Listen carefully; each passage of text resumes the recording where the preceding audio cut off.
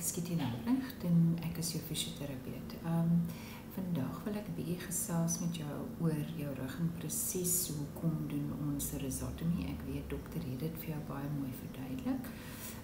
Maar miskien as ek dit op 'n ander manier verduidelik, dan verstaan mens ook wat ons probeer bereik.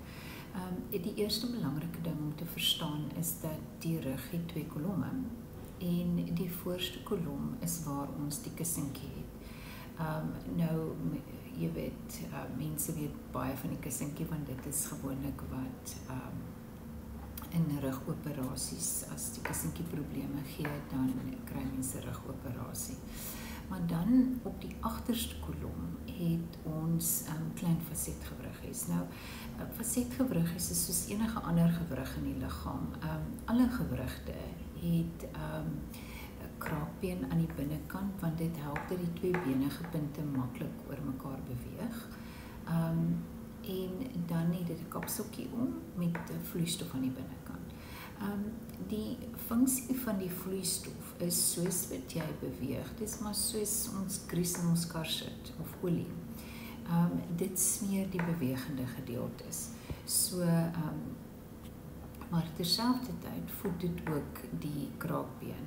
Gewrigte het nie regtig sirkulasie nie. Dit is daai vloeistof aan die binnekant wat soos ons beweeg word meer vloeistof gevorm en so word dan sirkulasie geskep vir die gewrig.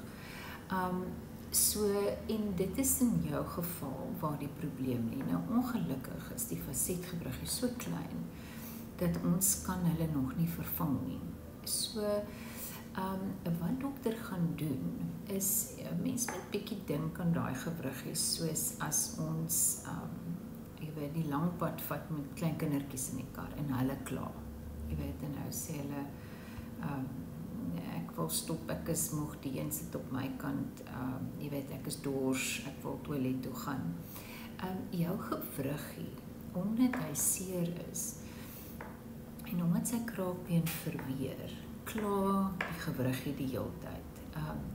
En daai senuwee wat daai klagte na die brein toe sein, is wat dokter gaan brand. Nou, ek dink altyd daaraan, jy weet, as ek daai kinders wat kla en ek sit duct tape oor hulle mond, hulle kan nog steeds kla, maar ek kan dit nie hoor nie. En dit is amper wat ons gaan doen. So dokter gaan 'n fyn naakie vat en dan gaan hy daai senuweetjie gaan hy brand. En dan kan die brein nie meer hoor daai gewriggie kla nie. Nou, op die langtermyn, die effek daarvan is omdat ons nie bewus is dat hy seer is nie, beteken dit ons beweeg meer. En soos wat ek gesê het, hoe meer ons beweeg, hoe meer kan die kraakbeen gevoed raak en hoe meer kan ons eintlik funksie terugkry. En dit is die groot doel. Dit is om jou aan die beweeg te kry, dat jy makliker beweeg, dat jy makliker goed doen wat jy wil doen. Maar in die beweging kan jy dalk ook die gewriggie help. Die effek van die rhizotomy is op sy maksimum 2 tot 3 weke na die rhizotomy gedoen is. So jy gaan sien, meeste pasiënte, as hulle wakker word, beweeg onmiddellik beter, maar dit raak nog beter, soos wat 'n mens aangaan.